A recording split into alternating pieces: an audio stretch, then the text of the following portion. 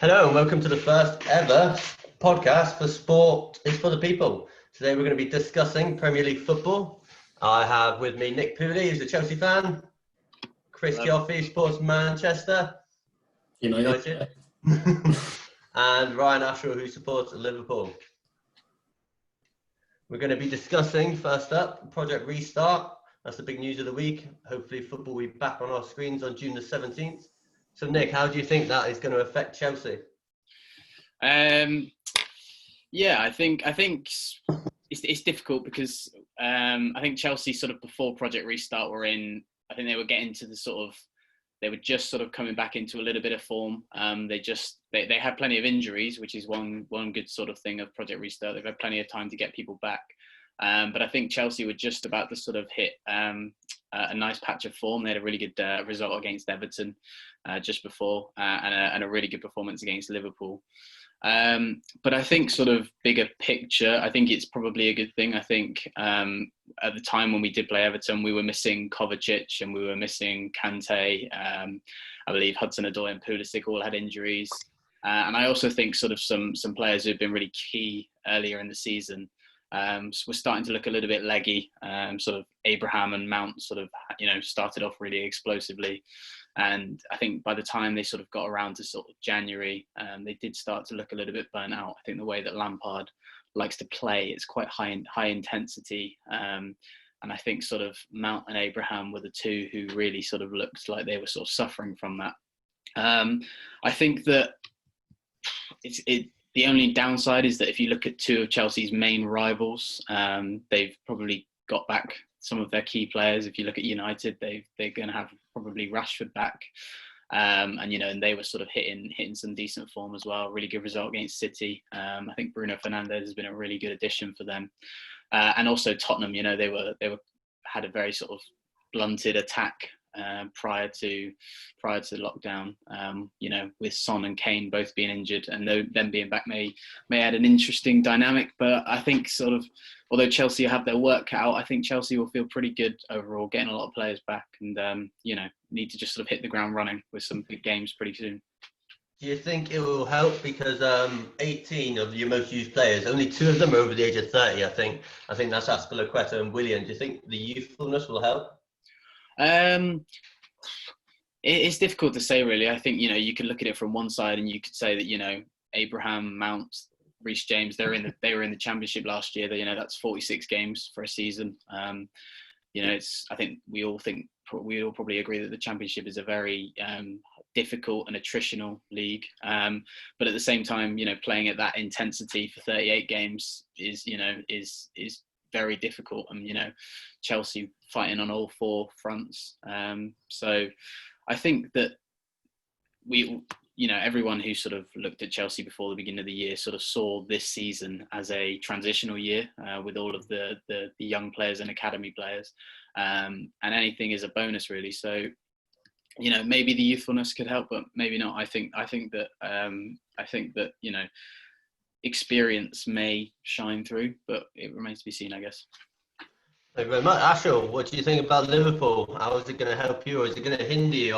Although you probably won the title, let's put that out there. But do you reckon Klopp could now use this to maybe field some youngsters as the title's pretty much a given, or what do you think he's going to do with it?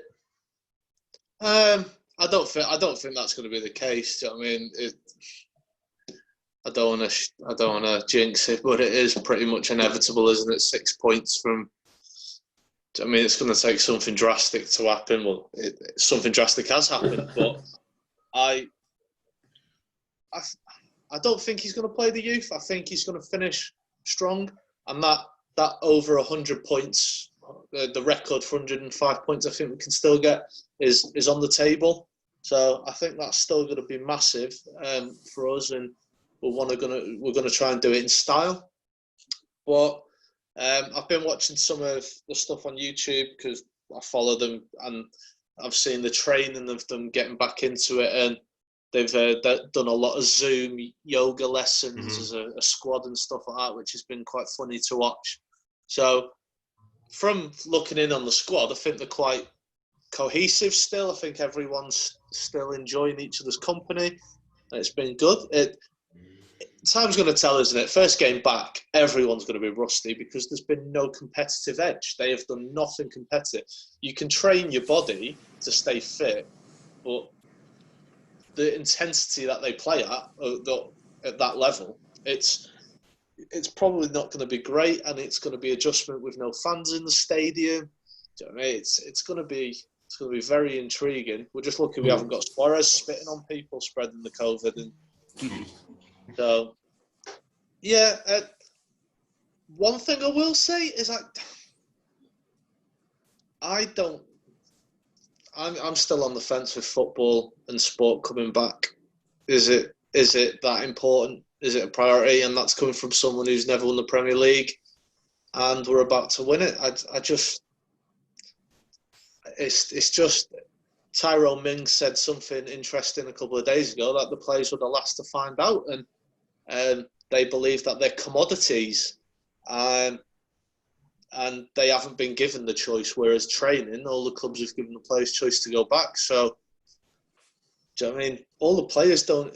Everyone's not on the same page to wanting to come back to play. So it's weird. Do you know what I mean? As a football fan, it's going to be great to have football on every day and been able to watch every game.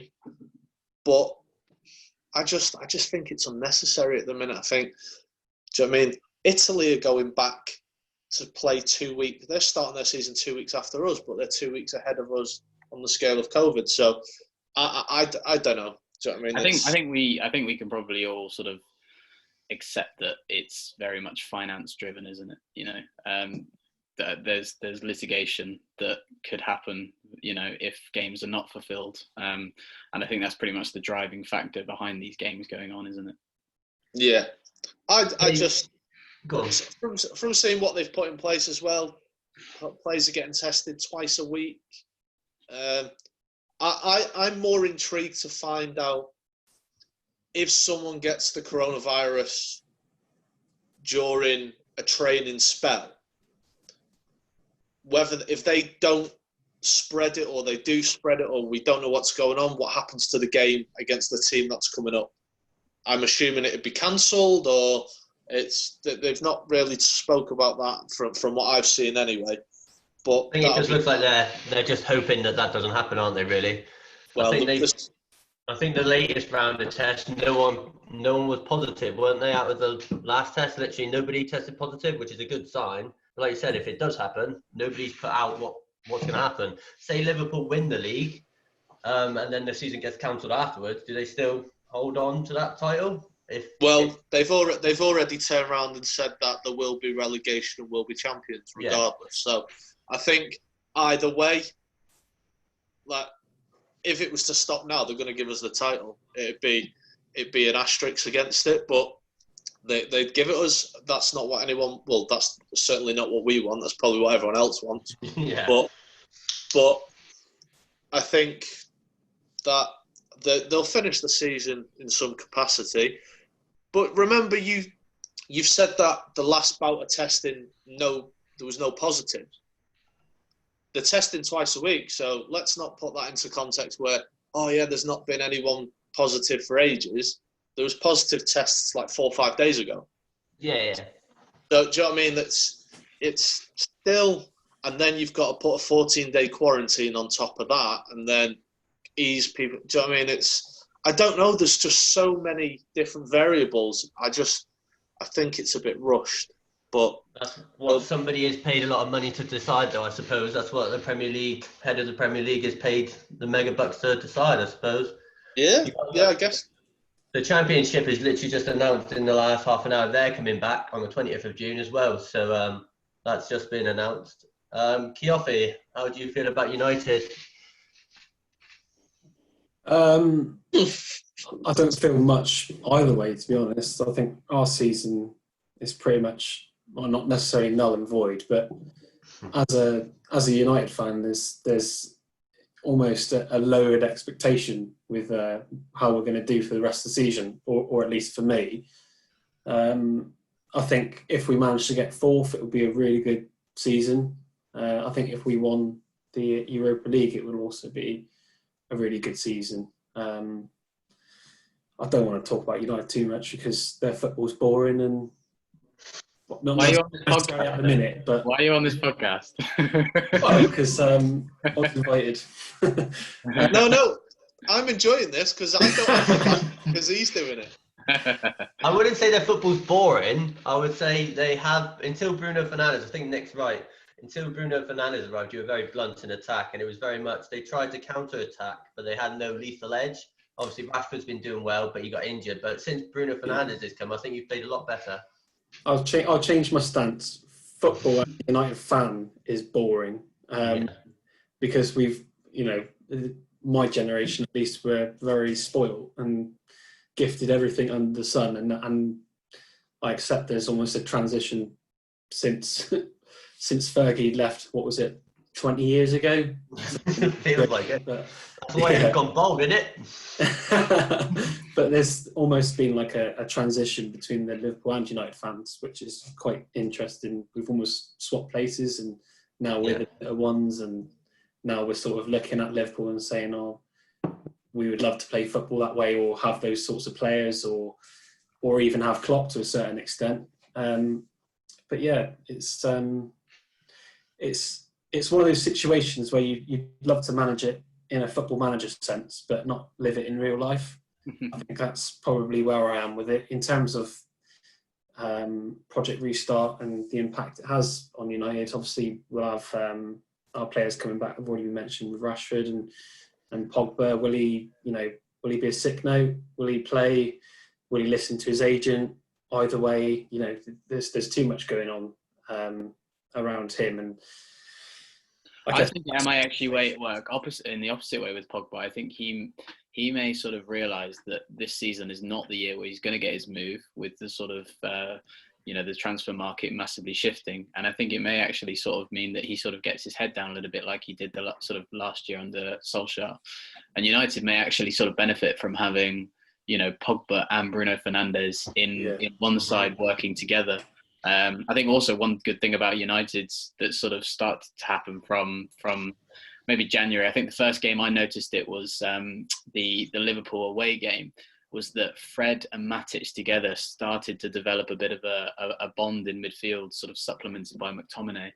And I think both of them have sort of made some really good steps in the last few weeks, and having Bruno in front of them has helped. So adding Pogba to that mix, I think could, possibly work in United's favour. I agree with that. I mean, before McTominay had a period of absence, he looked absolutely fantastic. He still does now, sort of coming back in a jaded fashion, back from injury. But yeah, it's definitely interesting. I mean, the Bruno Fernandes signing, it's a good signing. I mean, there's a lot of hype around him, and people are sliding him into their team of the year, Premier League this year, and I'm just like, he takes a penalty like Jorginho and scores a few worldies. That's like, as I've analysed it so far. Mm-hmm. Obviously, there's still a lot to go with him.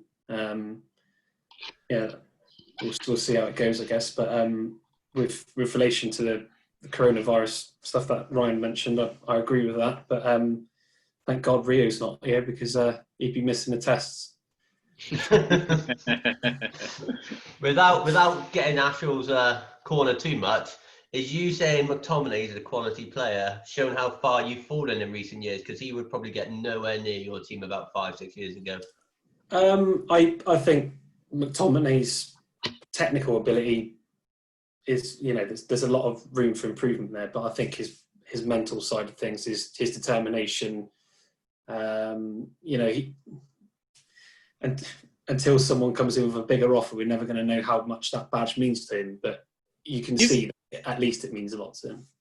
You've got to remember, though, like, football now, this is a fantastic opportunity for Man United, because when you look at the youth that they've brought through between the last couple of years to the class of 92, there wasn't really a youth system coming through. And now you're starting to get the McTominays, the Greenwoods, the Rashfords coming through. Do you know what I mean? The Brandon Williams. These kids wouldn't have got a chance 10 years ago, 12 years ago. And you're right, rightly so, because United was so good and they were so dominant. But I think it's a fantastic opportunity now. These kids are getting in around the squad, and McTominay, he's in the mix for me for the under-23s players, because he's put himself in there and he's gone, do you know what, I'm gonna take this chance. And Greenwood, like you said, Williams, all these guys have come in and went, the fans are getting agitated because there's no passion from the players. We're so disjointed.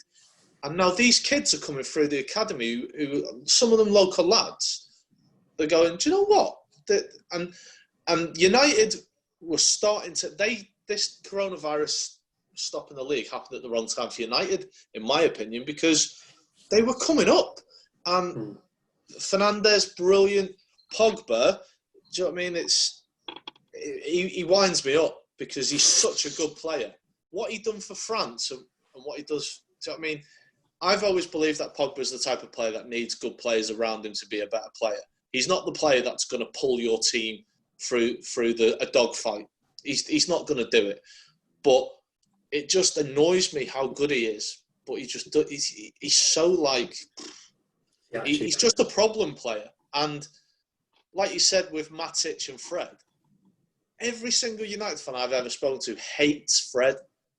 But he started to, like you said, that partnership with Matic now, he's starting to come on. And I think United need to start looking at it where this is now a building phase.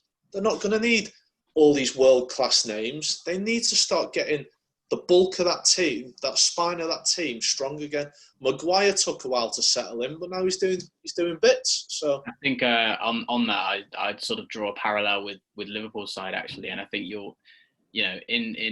in McTominay, you have a player who's maybe not the most technically gifted in the world, but what he gives you in terms of, like you say, mental attributes, and also the fact that he's a local lad is, I think is massively undervalued by football fans in general. And when you look at sort of Liverpool's midfield, this player sort of divides opinion massively. I know that Ash and I think the same about him, but Jordan Henderson starting to get a little bit of praise this season. But he reminds me of him in a little way.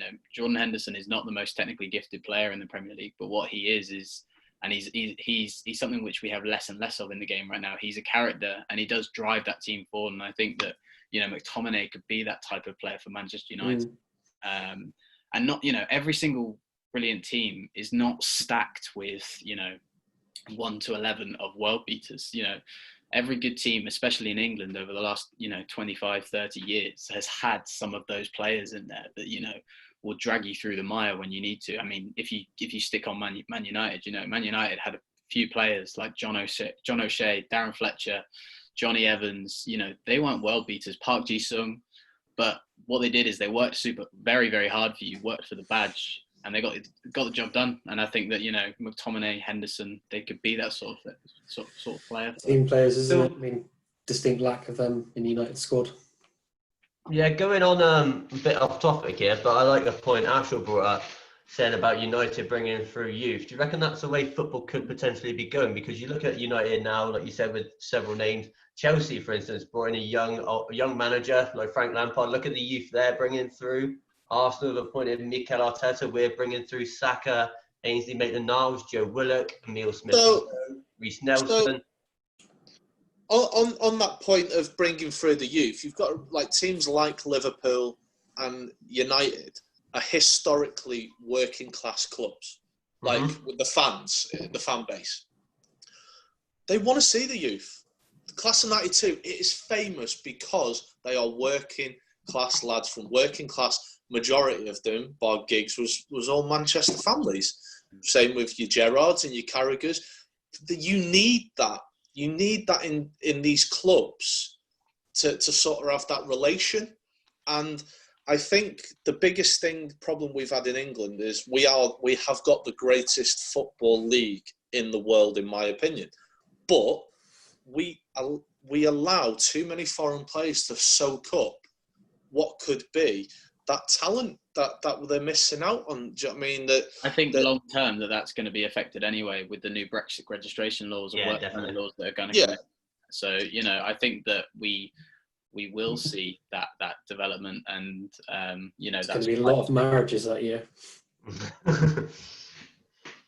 I think looking like outside the top six, like a lot of clubs have got a lot of British players anyway, and then lower down the leagues are very British. But if you compare that to the other leagues, there's so much that we outweigh foreign players in our leagues to homegrown players from any other country.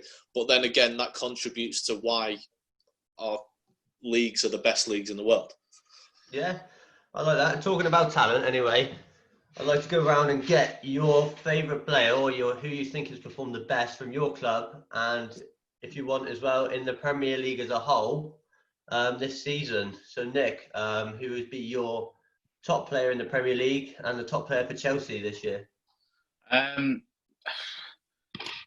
mean, I think Chelsea. I think everyone knows it was a very transitional year. It was, lots of youth players that have been brought through. I think there was 9 under-21 debuts this year, 8 from the academy, which, I think everyone knew that was going to be the case at the beginning of the year. And I think if you actually look at those 9, they've all made, some sort of impact. You look at Mason Mount, been one of Chelsea's most consistent performers, played pretty much every game. Abraham's our top scorer. Reece James is booted Azpilicueta out of right back and he's playing now left back. Tamori started at centre back. Pulisic is still only 21. I know he was signed. He wasn't through the academy, but they're still a very young age.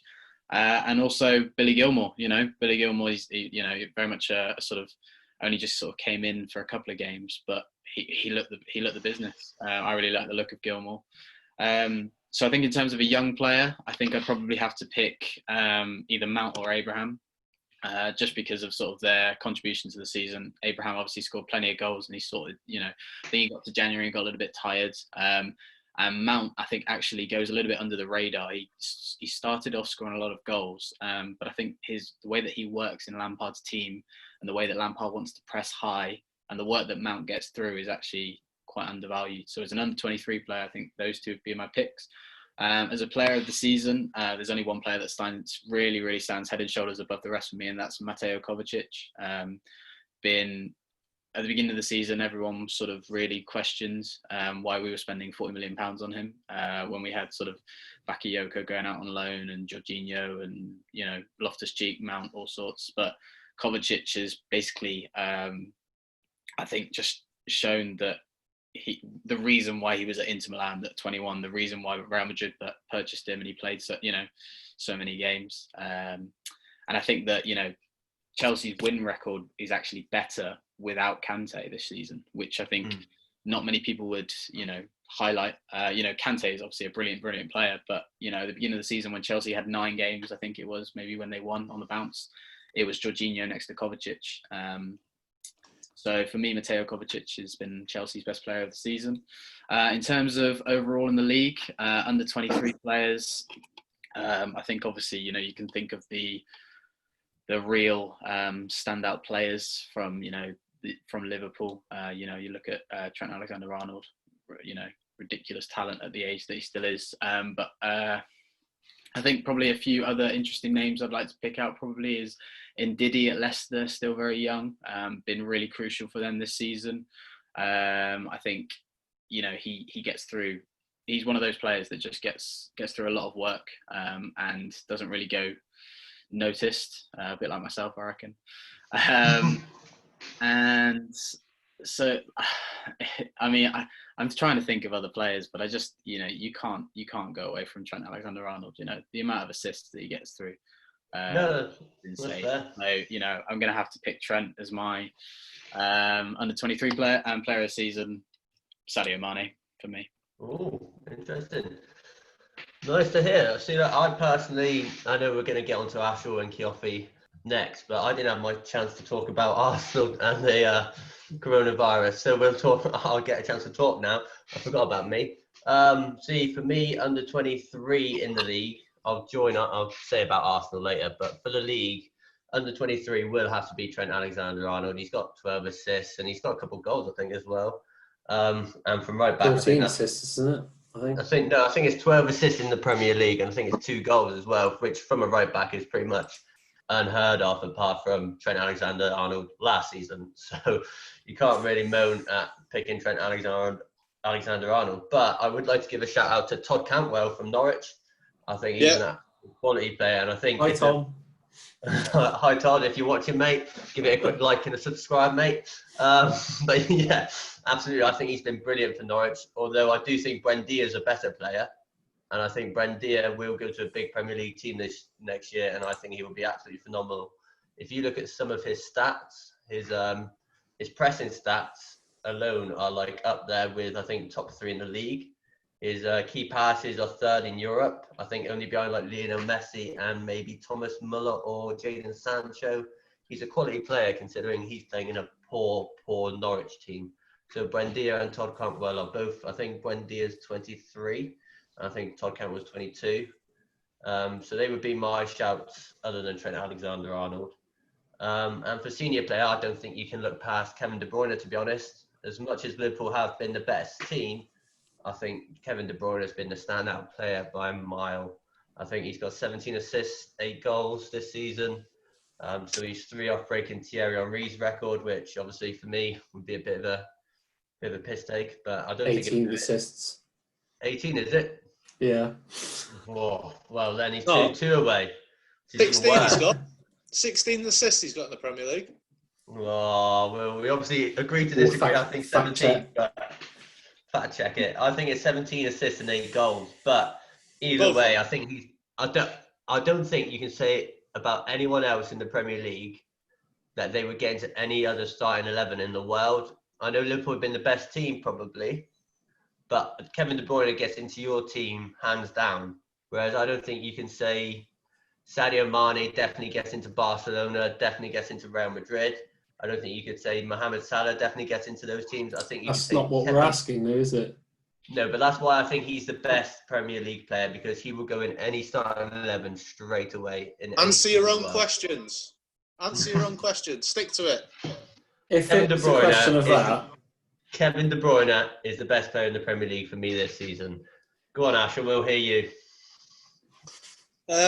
So under 23s, from me, I mean, you have said it. Trent, he's just doing bits, isn't he? It's absolutely insane what the kid's doing, and you forget how young he is. It's absolutely brilliant that we've just got this local lad again. Going back to the local thing with clubs, it's amazing to see, and it was nice to see us play a lot of youth in the Carling Cup, the Carabao Cup. Now it was great to see the likes of Brewster and Elliott and Jones playing, Nico Williams, players like that. So, yeah, Trent for me, for the team. But then, do you know what I mean? We're looking, do you know what I mean? You've got your Tammy Abrahams, who I think's been outstanding. Wan-Bissaka, I think he's really done well at United with such pressure of that price tag he had. James Maddison. Mm-hmm. He's been, do you know what I mean? He's been outstanding for Leicester this year as well. Calvert-Lewin for Everton. I know a lot of people give him stick saying, "Oh, he only scores tap-ins. He's a striker." Do you know what I mean?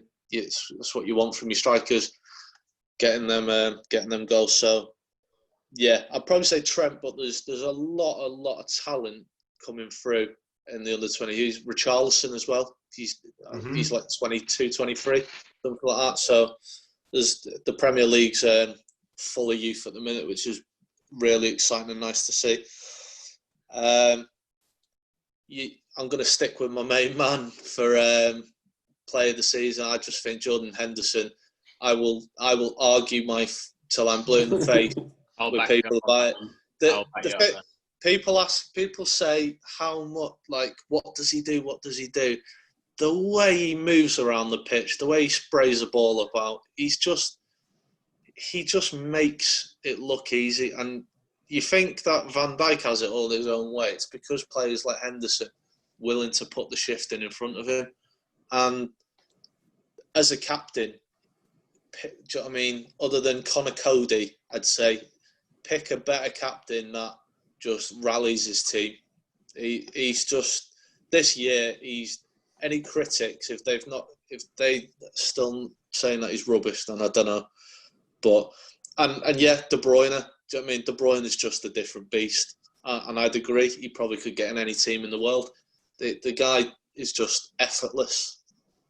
Just you see, that's why I would put him ahead of Henderson. I'm probably, along with you and Ashra, I don't know about Kioffi's opinion on Henderson. I'm assuming it might be a bit different. But I get Henderson. I get he does not necessarily the dirty work like Kante does, but he brings more to the team than just his ability, if that makes sense. It's the leadership, like you said. It's everything he brings. He does the simple things, but he does them well. But that's why I chose personally De Bruyne over Henderson, because you wouldn't put Henderson in the Madrid team and you wouldn't put Henderson in the Barcelona team. I understand what he gives to Liverpool is unique and is amazing, but that's why I would choose De Bruyne. I think for me, De Bruyne has been doing it more consistently the last 3 years. And Henderson, the thing with Henderson is he's going to win the Premier League as the captain, and he's having the best season of his career. So all the spotlight shines on him purely because of the situation. And he's done what Steven Gerrard always dreamed of doing. And everyone doubted when Henderson got made the captain that it was the wrong choice. And it's basically the middle finger up to everybody who doubted him, really. Do you know what I mean? He's doing everything that he needs to do, and he's doing it on such a graceful scale that, do you know what I mean? He's one of the lead spokesmen for the Premier League for the players outside of the game as well. And do you know what I mean? I know we're talking about football ability, but what he does on and off the pitch, it's just, do you know what I mean? It's second to. He is what I would say to kids now. If you want to model yourself on a professional, he is the player to go and watch. He is the player to watch on and off the pitch, because he's just brilliant. It's just, you don't want to be, and we all know I hate Pogba, but do you know what I mean? He's not a role model in my eyes. Henderson is that perfect role model for kids. You see, I want to see more kids with Henderson's name on his shirt. Well, I think to that point, it's that video. I'm assuming you've seen it, Asher. I don't know about you and Nick, Chris, right? At the Champions League final with his dad. I think that just says everything. I think that just explains perfectly, doesn't it? Even I got a bit emotional watching that, because that is pretty much anybody's dream, isn't it? At any level of football, that is literally anybody's dream, isn't it? Winning the Champions League final and going to your dad on the sidelines is absolutely amazing. But like we talk about, like the sponsorship with Nivea that Liverpool have. Mm-hmm. While we were in lockdown, like they do these special prize giving things, and even though we were in lockdown, Henderson took the time out to have a FaceTime or a Zoom chat with one of these fans. He'd just lost his brother, stuff like that. He's always been a fan, and he's invited him to, when this is all over, to come to training and stuff like that, and they've paid for his season ticket next year. Do you know what I mean? He spends his time doing stuff like that, and I'd like to think if I was a professional footballer, I would love to have that power to be able to make a difference to people, and that's what he's doing. He's affecting change, positive change to people's lives, and he's just another person, but people see these people, and it makes the day. It lifts a little bit of light in their lives, even if it's just for a moment. And if that's not what being a professional is about, and given the opportunity, then I wouldn't know what is, other than earning big money. But I think we've also got to be fair. Raheem Sterling and Marcus Rashford do a lot of that as well. So I think there's a lot of young England. Well, Jordan Henderson's not so young anymore, but a lot of the young English professionals coming through are doing really well. You see Jadon Sancho today scoring for he scored a hat-trick for Borussia Dortmund and pulled out the Justice for George Boyd t-shirt. So there's a lot of young English talent coming through that seem quite well disciplined and quite well quite well rounded, which is quite strange. You see how some of the young professionals used to act, like say Mario Balotelli. They lose their way, but they seem quite grounded. Yeah. Chris, we'll come to you anyway. Manchester United, anyway. This is best player, right? Yeah, Premier League and Manchester United. Okay, so I think best player this year at United's been Rashford. I think if it wasn't for that fracture, I think he was at a real good point in his career. You know, he was really spearheading everything at the club, as much as what McTominay was, who would be my under 23s, even though Rashford is only 22. In terms of best Premier League player, I think for both adult player, if you call it that, or best overall player and under 23, I would say Trent for both. I'll just clarify that, and then I'll touch on some points that other people have made. But I think if I was to, I mean, notwithstanding the assists he's got over the last season, or this season and the season before, but focusing on just him as a player, if we were looking at an all-time Premier League 11, Gary Neville would be nailed on right back every single time, or at least in the conversations I've had previous, that's always been the case. Not with Ashel, but I'm trying to block Ashel out. But yeah, so I honestly consider Trent to be not as well decorated as Gary Neville, but certainly a better right back, at least in the modern era.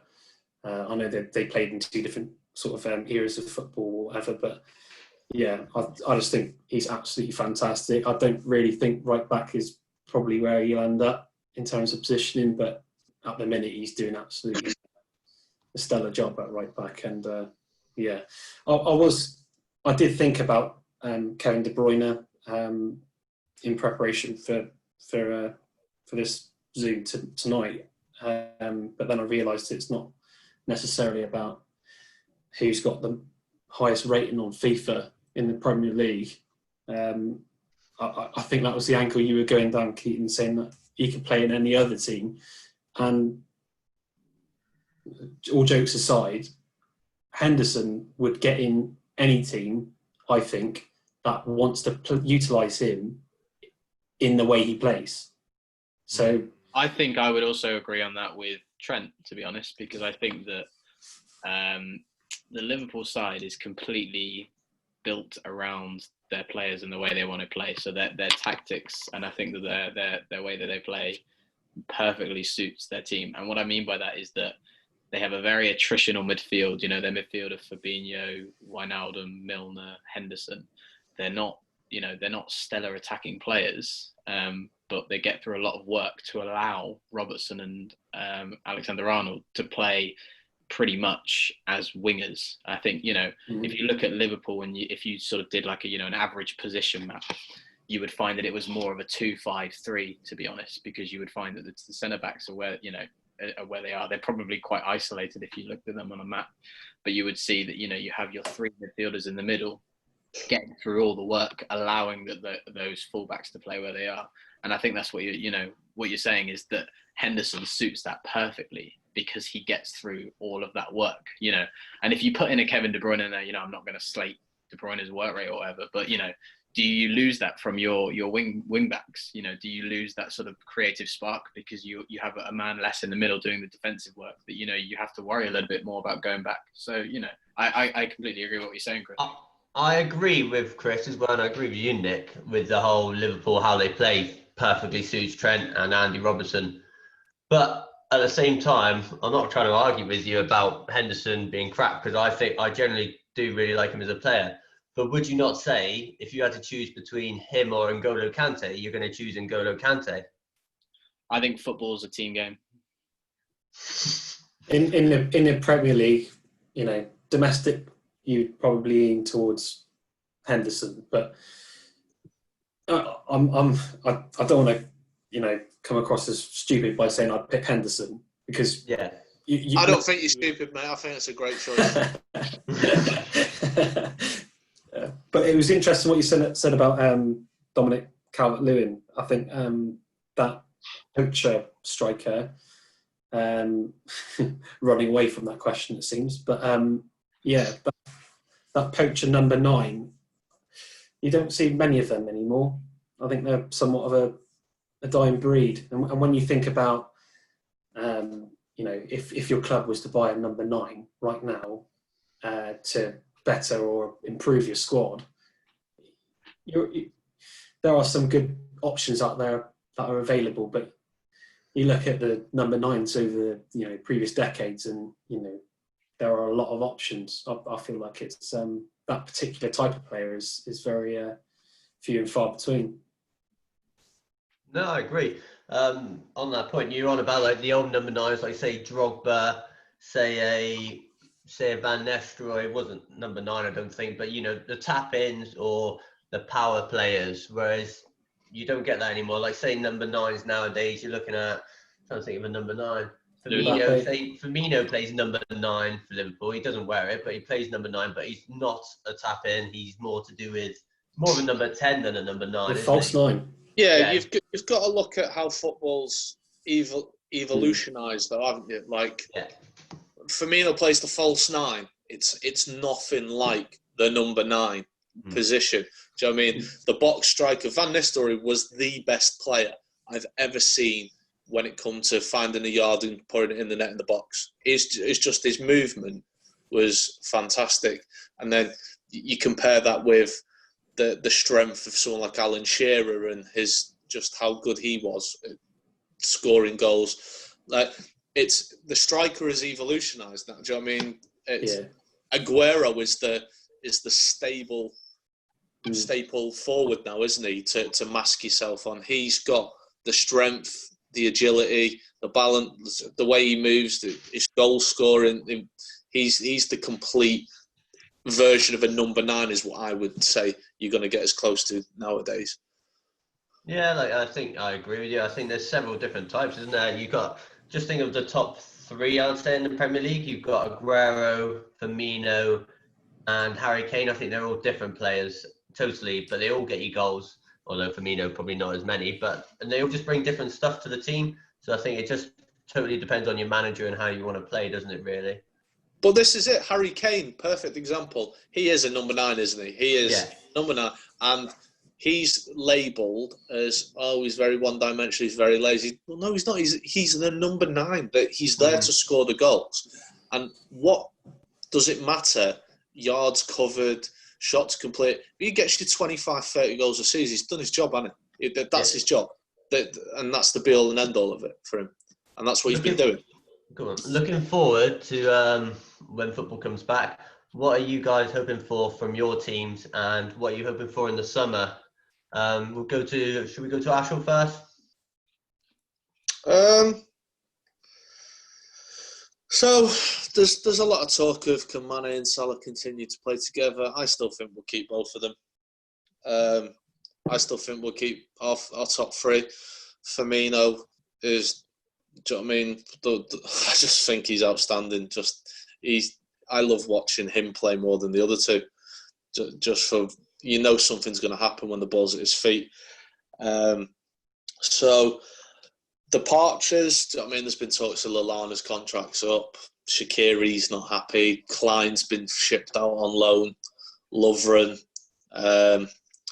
I can't see. There's a lot of talks of us getting Timo Werner. Mm-hmm. Apparently that's big at the minute. If that happens, I can't see Origi staying. I'd be intrigued to see if he does get rid of Salah or Mane, if Werner comes in, but Werner's similar to Firmino. So I don't know how it'll work, but there's a lot of players. Do you know what I mean? Harry Wilson, is he going to stay? Is he going to get game time? It's the way I see it now is he's 23, I think, 23, 24. Like, if you're not making yourself solid in a team by now, which it's hard at someone like Liverpool, you're probably not going to be there. Do you know what I mean? Trent's an example. He's young and he got the opportunity and he's made the most of it. Harry Wilson hasn't had the opportunity because clearly at training he's not as good as the other players that are around him. So I think we'll lose Harry Wilson as well. Ryan Brewster, is he going to stay? I don't know. He's doing all right at Swansea. So do we loan him out again? So yeah, there's a lot of space to get rid of people. Do you know what I mean? Harvey Elliott's still very young. How long are we going to keep him, like, building him in before we start seeing a return? Do you know what I mean? It's all ifs, buts and maybes, I guess, with stuff like that. But I think we've got quite a strong, in-depth squad now. I think we get another year out of Milner. I hope we get another year out of Milner just for his experience if we win it. I think if we bring new players in, he'd be key to, in the background in training and things, bringing them other players on. So I think that'd be fantastic. But do you know what I mean? In the dream world, I'd love to get Timo Werner. I'd love to get Koulibaly. Apparently, we've been linked with him. Do you know what I mean? Him and Van Dijk. Van Dijk and Koulibaly centre back. Let's just give us the season out. Mbappe. Do you know what I mean? He's been singing, but he's been singing the praises, Annie. But the surprising one, which I was quite happy with, that I seen was Adama Traore from Wolves. He'd be fantastic. He'd be fantastic for us. I don't know how that'd work with Robertson and Trent because they go forward a lot and Traore is a very powerful forward runner. So he's going to be a security detail, isn't he? If you did get Traore, could you see a potential switch, maybe in formation? You go 4-2-3-1 and play Firmino potentially as a number 10, stick Salah up top, and then Traore as a right winger? I don't know, but then again, like I said, it's ifs, buts and maybes, isn't it? If we get Werner as well, it's... They tried to get security, didn't they? I mean, that you've got a sort of...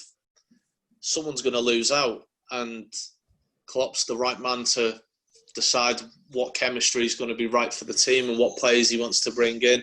So, I mean, we've looked at Diego Carlos, another centre-back from Sevilla.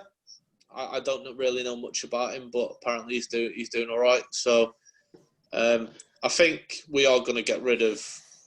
Lovren's going to go. So if we can keep Gomez fit, I mean, do we risk getting another all-in player? Do you know what I mean? It just seems absolutely madness that him and Van Dijk are doing so well together, and then we bring in someone like Koulibaly, as great as that be, and an English player getting pushed out. I think what Liverpool have got to be very careful of is that there's been, if you look at the sort of last 10 years of Premier League football, whenever there's a team who dominates, if you don't get the recruitment right the next summer and you build on it, you fall off your perch. I'm thinking of sort of City. I remember they had a transfer. They won the league and then they had a transfer window where all they brought in was Javi Garcia, I think it was. Didn't win the league last season. I think the year after. Chelsea, when they won the league under Mourinho, completely, dudded out the year after. I think the only players they brought in was Baba Rahman, who knows where he is right now, and Pedro. And Pedro was only sort of a last minute thing. So I think, as dominant as Liverpool have been right now, getting that recruitment of, still improving the team and evolving, mixed with keeping your squad happy is going to be crucial because, this team has obviously been so dominated, lost one, drawn one all season, won 27. But, teams and managers and, they're very clever. You eventually do get worked out, however dominant you are. So you have to keep evolving, and whether that means bringing in Werner or changing the formation a little bit, I think Liverpool will have to do it, but they have to get it right. Yeah, there's got to be a backup plan, surely. Well, if you brought in Timo Werner, for instance, and one of Salah, Mane, and Firmino had to leave, which one would you want to leave? Or not one, but choose. What? Just choose one of them, or choose